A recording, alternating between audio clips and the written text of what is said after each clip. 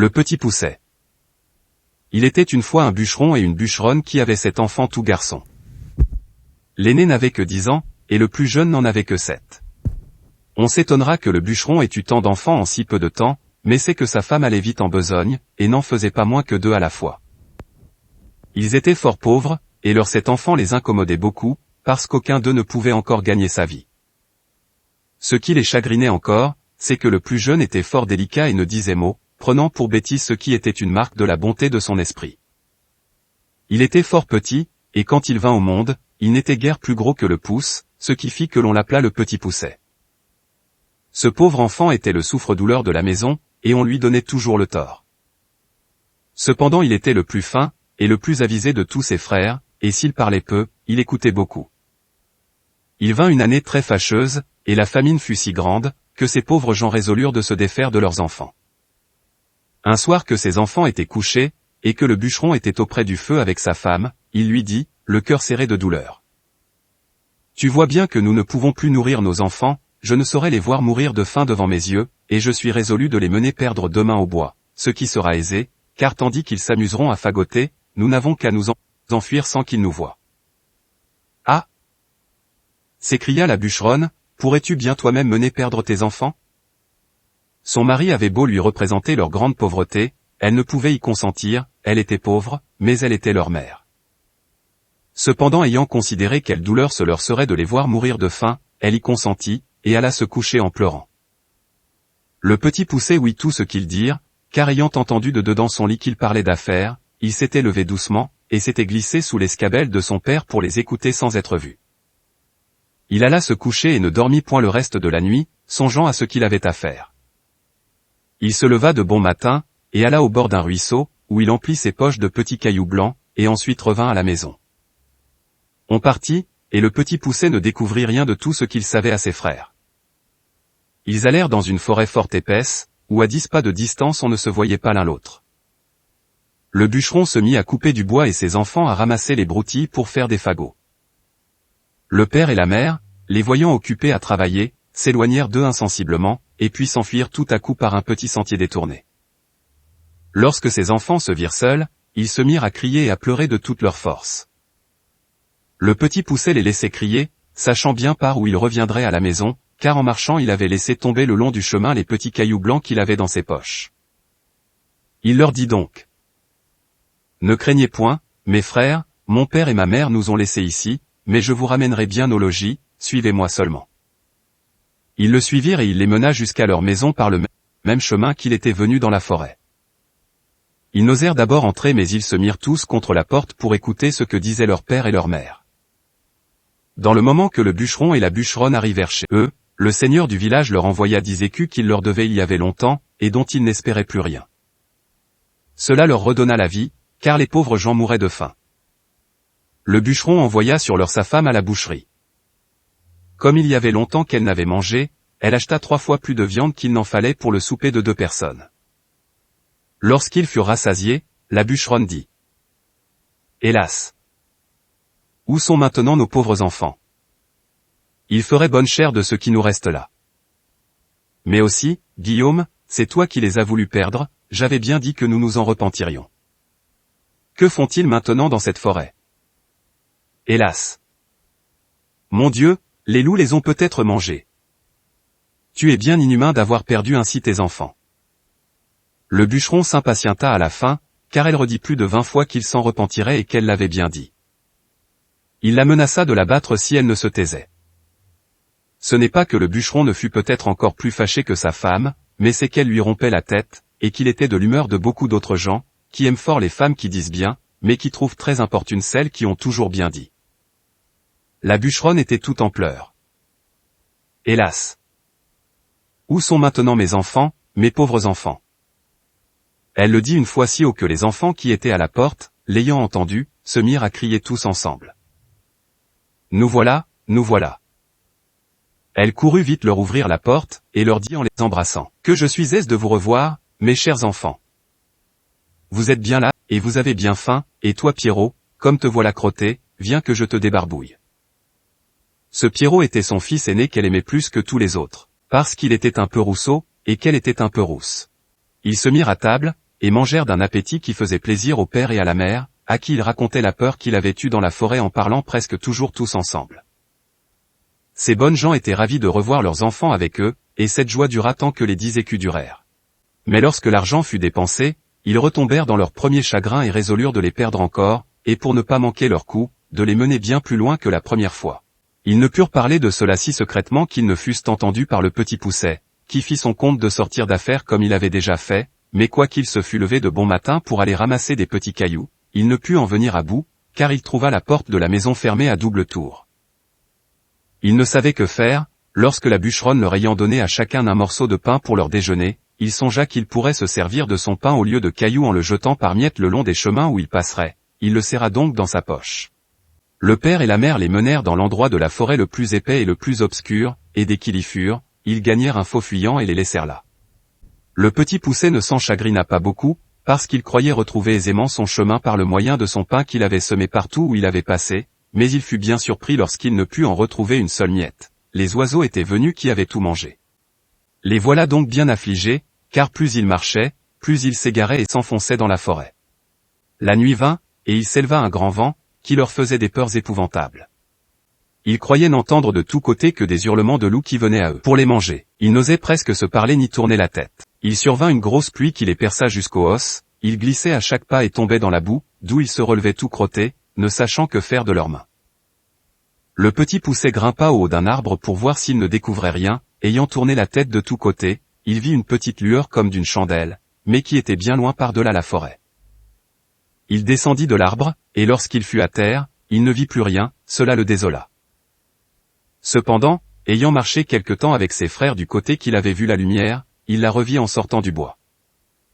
Ils arrivèrent enfin à la maison où était cette chandelle, non sans bien des frayeurs, car souvent ils la perdaient de vue, ce qui leur arrivait toutes les fois qu'ils descendaient dans quelque fond.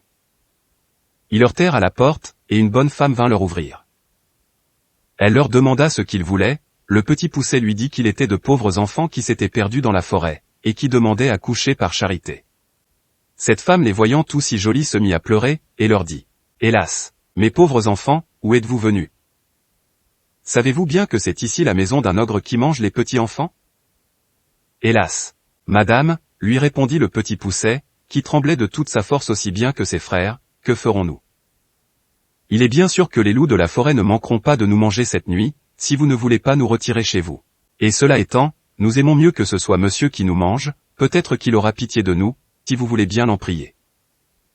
La femme de l'ogre qui crut qu'elle pourrait les cacher à son mari jusqu'au lendemain matin, les laissa entrer et les mena se chauffer auprès d'un bon feu, car il y avait un mouton tout entier à la broche pour le souper de l'ogre. Comme ils commençaient à se chauffer, ils entendirent heurter 3 ou 4 grands coups à la porte, c'était l'ogre qui revenait. Aussitôt sa femme les fit cacher sous le lit et alla ouvrir la porte.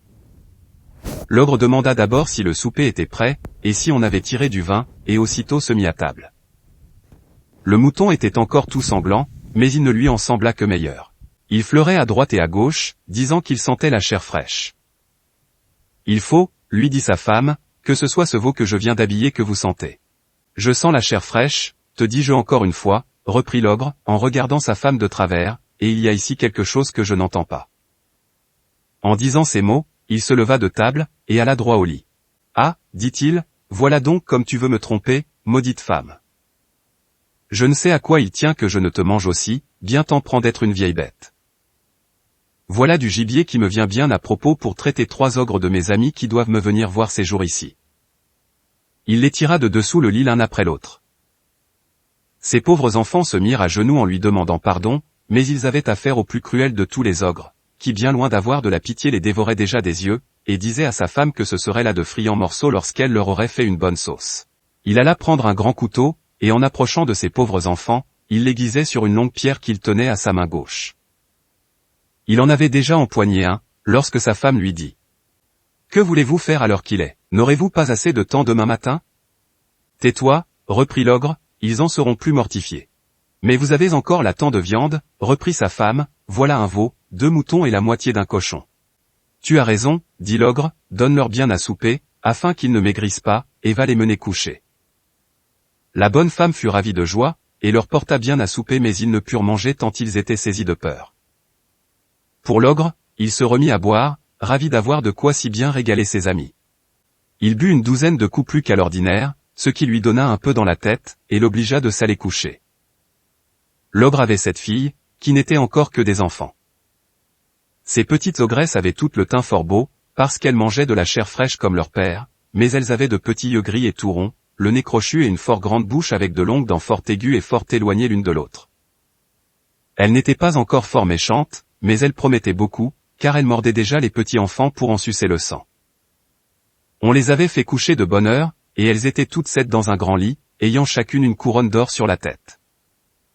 Il y avait dans la même chambre un autre lit de la même grandeur, ce fut dans ce lit que la femme de l'ogre mit coucher les 7 garçons, après quoi, elle s'alla coucher auprès de son mari.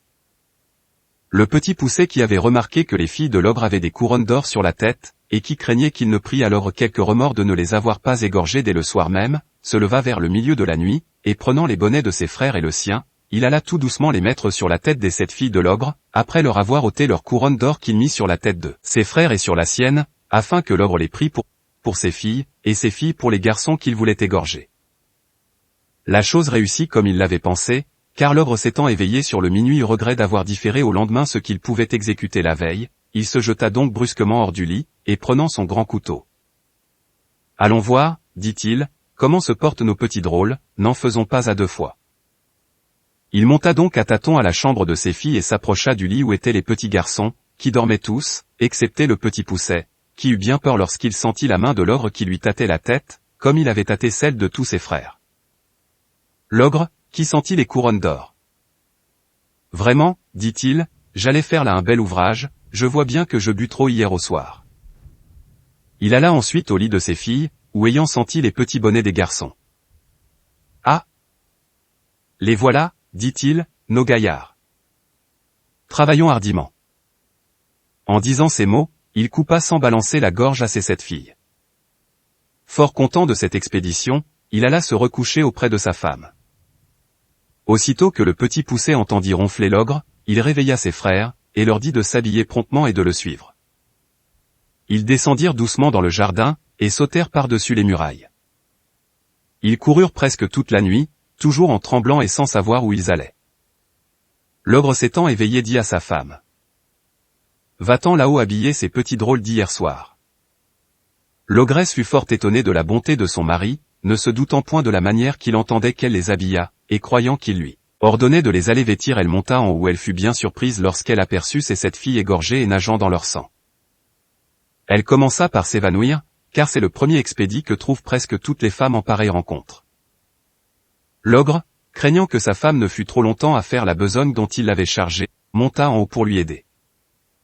Il ne fut pas moins étonné que sa femme lorsqu'il vit cet affreux spectacle. « Ah ! Qu'ai-je fait » s'écria-t-il, « ils me le payeront, les malheureux, et tout à l'heure. » Il jeta aussitôt une potée d'eau dans le nez de sa femme et l'ayant fait revenir. « Donne-moi vite mes bottes de 7 lieues, lui dit-il, afin que j'aille les attraper. » Il se mit en campagne, et après avoir couru bien loin de tous côtés, enfin il entra dans le chemin où marchaient ces pauvres enfants qui n'étaient plus qu'à 100 pas du logis de leur père. Ils virent l'ogre qui allait de montagne en montagne, et qui traversait des rivières aussi aisément qu'il aurait fait le moindre ruisseau. Le petit Poucet, qui vit un rocher creux proche le lieu où ils étaient, y fit cacher ses 6 frères, et s'y fourra aussi, regardant toujours ce que l'ogre deviendrait. L'ogre qui se trouvait fort las du long chemin qu'il avait fait inutilement, car les bottes de 7 lieues fatiguent fort leur homme, voulut se reposer, et par hasard il alla s'asseoir sur la roche où les petits garçons s'étaient cachés. Comme il n'en pouvait plus de fatigue, il s'endormit après s'être reposé quelque temps, et vint à ronfler si effroyablement que les pauvres enfants n'en eurent pas moins de peur que quand il tenait son grand couteau pour leur couper la gorge. Le petit Poucet en eut moins de peur, et dit à ses frères de s'enfuir promptement à la maison, pendant que l'ogre dormait bien fort, et qu'ils ne se missent point en peine de lui. Ils crurent son conseil, et gagnèrent vite la maison. Le petit Poucet s'étant approché de l'ogre, lui tira doucement ses bottes, et les mit aussitôt. Les bottes étaient fort grandes et fort larges, mais comme elles étaient faites, elles avaient le don de s'agrandir et de s'apetisser selon la jambe de celui qui les chaussait, de sorte qu'elles se trouvèrent aussi juste à ses pieds et à ses jambes que si elles avaient été faites pour lui. Il alla droit à la maison de l'ogre où il trouva sa femme qui pleurait auprès de ses filles égorgées. « Votre mari, lui dit le petit Poucet, est en grand danger, car il a été pris par une troupe de voleurs qui ont juré de le tuer s'il ne leur donne tout son or et tout son argent. » Dans le moment qu'il lui tenait le poignard sur la gorge, il m'a aperçu et m'a prié de vous venir avertir de l'état où il est, et de vous dire de me donner tout ce qu'il a vaillant sans en rien retenir, parce qu'autrement ils le tueront sans miséricorde. Comme la chose presse beaucoup, il a voulu que je prise ces bottes de cette lieue que voilà pour faire diligence, et aussi afin que vous ne croyiez pas que je sois un affronteur. La bonne femme fort effrayée lui donna aussitôt tout ce qu'elle avait car cet ogre ne laissait pas d'être fort bon mari, quoiqu'il mangeât les petits enfants. Le petit poucet étant donc chargé de toutes les richesses de l'ogre s'en revint au logis de son père, où il fut reçu avec bien de la joie. Il y a bien des gens qui ne demeurent pas d'accord de cette dernière circonstance, et qui prétendent que le petit poucet n'a jamais fait ce vol à l'ogre, qu'à la vérité, il n'avait pas fait conscience de lui prendre ses bottes de cette lieue, parce qu'il ne s'en servait que pour courir après les petits enfants. Ces gens-là assurent le savoir de bonne part, et même pour avoir bu et mangé dans la maison du bûcheron. Ils assurent que lorsque le petit poucet eut chaussé les bottes de l'ogre, il s'en alla à la cour, où il savait qu'on était fort en peine d'une armée qui était à 200 lieues de là, et du succès d'une bataille qu'on avait donnée. Il alla, disent-ils, trouver le roi, et lui dit que s'il le souhaitait, il lui rapporterait des nouvelles de l'armée avant la fin du jour. Le roi lui promit une grosse somme d'argent s'il en venait à bout. Le petit poucet rapporta des nouvelles dès le soir même, et cette première course l'ayant fait connaître, il gagnait tout ce qu'il voulait, car le roi le payait parfaitement bien pour porter ses ordres à l'armée, et une infinité de dames lui donnaient tout ce qu'il voulait pour avoir des nouvelles de leurs amants, et ce fut là son plus grand gain. Il se trouvait quelques femmes qui le chargeaient de lettres pour leur mari, mais elles le payaient si mal, et cela allait à si peu de choses, qu'il ne daignait mettre en ligne de compte ce qu'il gagnait de ce côté-là. Après avoir fait pendant quelque temps le métier de courrier, et y avoir amassé beaucoup de biens, il revint chez son père, où il n'est pas possible d'imaginer la joie qu'on eut de le revoir. Il mit toute sa famille à son aise. Il acheta des offices de nouvelles créations pour son père et pour ses frères, et par là il les établit tous, et fit parfaitement bien sa cour en même temps. Moralité. On ne s'afflige point d'avoir beaucoup d'enfants, quand ils sont tout beaux, bien faits et bien grands, et d'un extérieur qui brille, mais si l'un d'eux est faible ou ne dit mot, on le méprise, on le raille, on le pille, quelquefois cependant c'est ce petit marmot qui fera le bonheur de toute la famille.